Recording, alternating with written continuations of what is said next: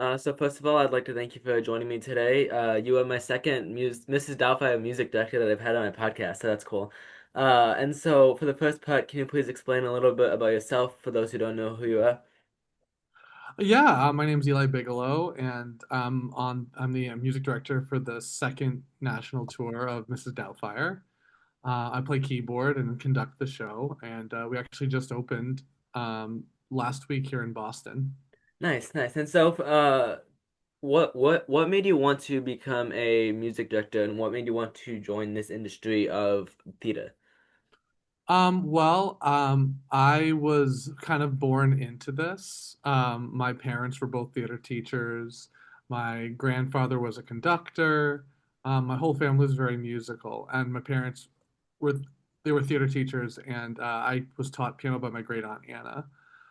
So for a very long time, I actually really wanted to be on stage, and I was, and that's what I went to school for. But as I was in college and I was doing shows, being in shows, I was also constantly asked to accompany, and I would get job opportunities to music direct at community theaters, at other colleges, and that's kind of where I saw, oh, that's really, really what I want to be a part of in theater. I love marrying music and the story together and being able to play and communicate that to the actors. That's the thing I really wanted to sink my teeth into.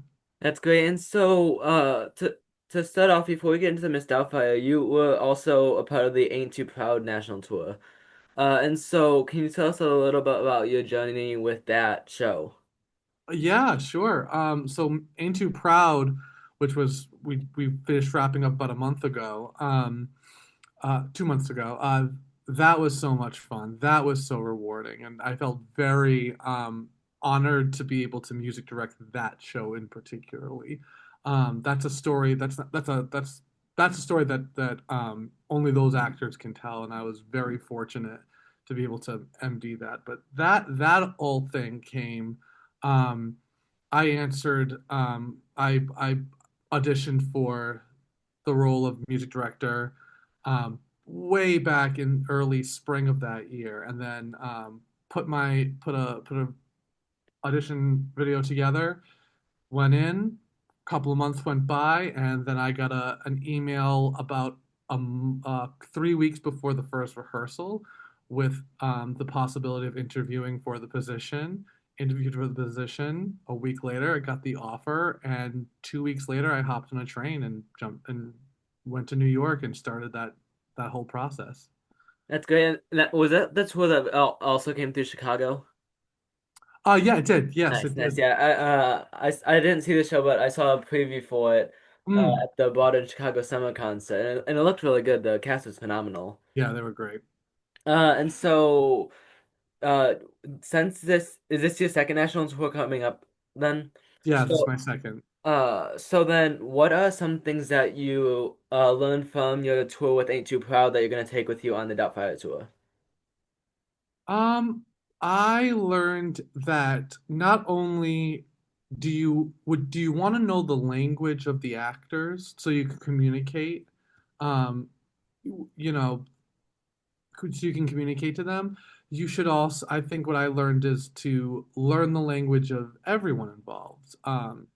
Management, tech, anyone in tech, knowing a little bit more about sound, knowing a little bit more about what everyone else does.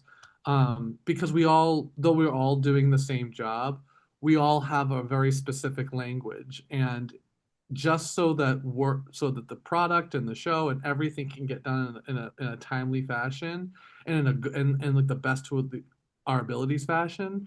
I learned know the vernacular and the language of everybody involved.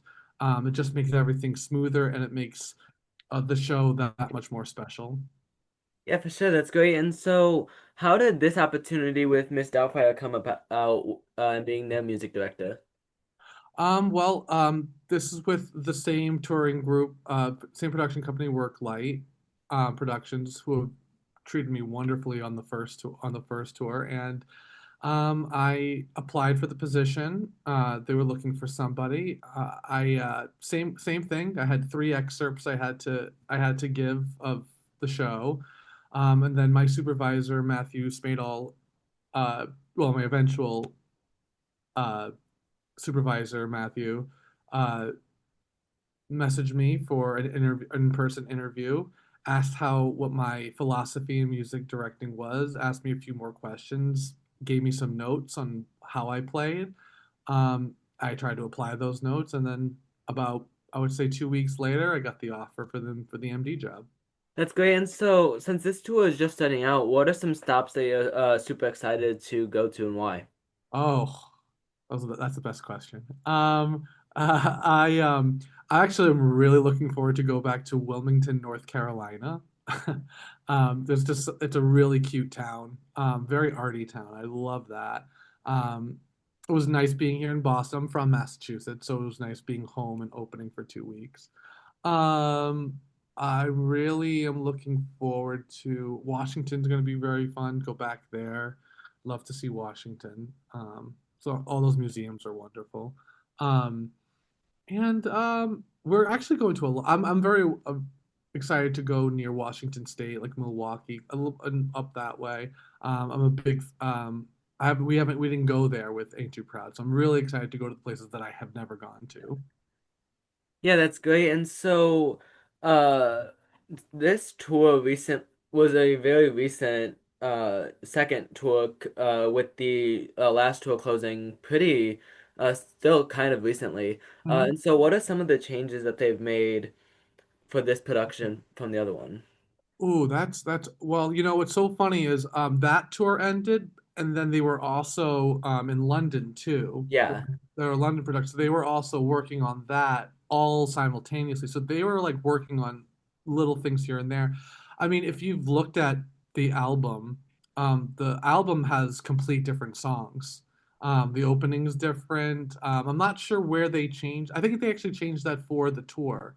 Yeah, Um, because I remember I saw it in Chicago and I was expecting the big opening number with Rob and then they opened with this little like sound box. I'm like, whoa, whoa, whoa, what is Hold this? on. Yeah, Yeah, they really changed a big narrative. It was a lot of Lydia telling the story at the beginning, and yeah. it became very clear, I think, to them, just from my own guessing, that they needed to tell it a different way, especially for just with the way the evening was going.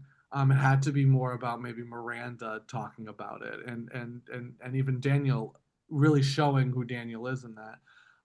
They even changed "Playing with Fire." That's almost a completely different song now.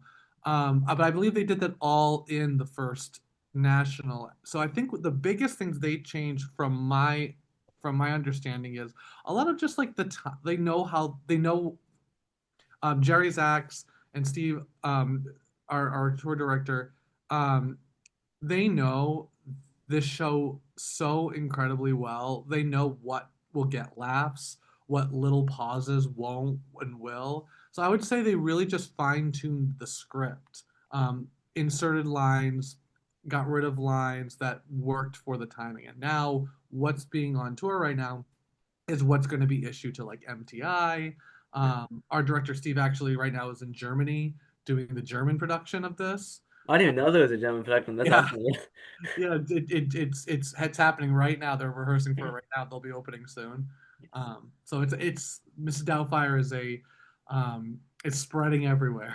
Yeah, for sure. And I mean, it's such a good show nowadays. Like it brings back the nostalgia of the movie and stuff. So it's great. I think I'm gonna see it in South Bend, Oh, Indiana. amazing! Yeah. Oh, So great! that'll be cool. I think my drama club's gonna be going. So Oh, fantastic! yeah. And so what even though the tour is just started and you guys just opened, what are some of your favorite parts of the show to play? Oh, mhm.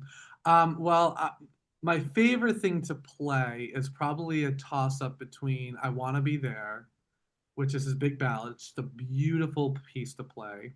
Yeah. Um, that one, I have an absolute ball playing um, "Make Me a Woman."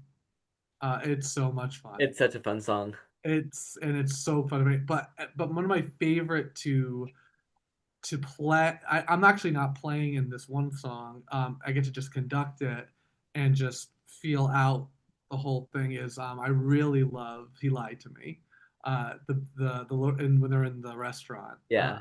It's and I love "Just Pretend." I love the big sappy ballads too. Yeah. They're wonderful. Those are my favorite to play. Yeah, those are great. And the good thing with this show is there's such a wide range of songs and such a wide range for everyone. So whether you like a good ballad or you like just an upbeat tune, it's a great show for that. What I think is so ingenious of the writers, the Kirkpatrick brothers, is that, Daniel is a giant child. He's a big man child, Yeah. right? Like, so all of this music is so pop influenced. Yeah. It kind of highlights who he is. Like, and it reminds me of Robin Williams and how back and forth he was all the time. So to have like a disco number, a big ballad, uh, a what else we like an Avril Lavigne song kind of to have all of those different styles, it all makes sense with the characters and especially Daniel's world.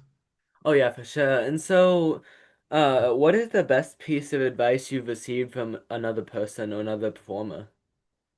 Ooh, gosh, best piece of advice. um I think it was be the person that people want to work with, like whatever that means, whether that's you're doing really knowing your job so well, being giving. But I would say it's be the person that everyone wants to work with, whatever falls under that umbrella. I like to think of that as like, you know be the one that people look to. They're like, man, you seem so passionate at what you do, because I am. I love everything about this art form. um and it's also like be the person you want to that everyone want to work with, because like you're so giving, or like you want to help, you want to make sure that they're doing their best job. So I think that's probably one of the best advice I've been given, and different people have said that to me in different ways. But that's my way of summing it up. Yeah, for sure, that's great. And so, uh, what is one thing you're most looking forward to on this upcoming tour? Um, I'm really excited. Our cast is so talented in so many different ways, including our swings and our understudies. We've just actually had a couple go on today and yesterday. And they've been killing it, and they've only had so much time with this material. I'm so excited to see not only what the main cast, um how they grow this year, because they're already so phenomenal. Um, our cast is so embedded in honesty, and it's really lovely to watch. I'm really excited to see how they grow as performers, and I love to see how our swings go in and how they grow. Because we're in such a wonderful place like right now. It's very inspiring to see. Yeah, for sure, that's amazing. And so, what advice would you give to your younger self? My younger self, oh, what you love won't change. What you love won't change. It's I still love this as much as I did when I started playing Billy Joel on the piano, like, yeah. Yeah, that's awesome. And so, if you could change your role from music director to anyone in the cast, who would you play and why? Oh, I love that question. Who could you know I would love, like, in the show, like Yeah. on stage. Um, you know, I was Daniel once upon a time. I was like Daniel, so like there's a little bit of me that'd been like, oh, that'd be really fun. But if not that, I would say, oh, Chef Louis. I'd love to be Yeah, Chef Louis. that's such a fun role. Yeah, yeah, I'd be that in 2 seconds. Yeah. Uh, so if you could give advice to any younger performers who want to pursue a career in music directing or something similar, what advice would you give them? I would tell them to always know that you're gonna always be a student. You're gonna always find places to learn, and to be humble but confident. Like, don't know that there's always something to learn, but also be confident in your passion. You love this, be confident, and but just have the open mind that you could learn something new tomorrow and the day after. Yeah, that's good advice. And so, what is one of the hardest parts about being on a national tour compared to set production in one theater? Well, we have to adjust to new space constantly. Um, we are, again, Worklight is so wonderful of how they set up these our staging so that things don't change from night to night. But we play in a small, right now we're at the Colonial in Boston. It's a very big house. The pit is very big. So speaking on my end, that's great. However, we're gonna tomorrow we're gonna be going to Vermont and the Flynn Theater, and that Flynn Theater is beautiful, but it's also she's small. Yeah. So we have to, so little things we have to adjust just in our playing, and how we communicate to each other. That's very, very tricky, can be tricky, but it also has a little bit of fun. There's a fun element to that. Yeah. um and then also the idea of, I would say one of the hardest things is to sitting on a bus for 2 to maybe 4 hours, and then getting up, going to your hotel room, checking in, taking about an hour, putting some food in you, and then going right to the theater and getting ready to do a show that night. It takes a lot of physical and mental savoring to get through it. Yeah. So is this like is how much has changed of the set from the regular one? Is it still the same? I believe, if I'm not mistaken, we've inherited everything from the first tour. Really? That's awesome. I'm not sure how much has been taken away, but everything we have is from that first tour. Oh, that's great. Yeah. And so that actually wraps up the interview today. I'd like to thank you for joining me. Of course. Thank you for having me.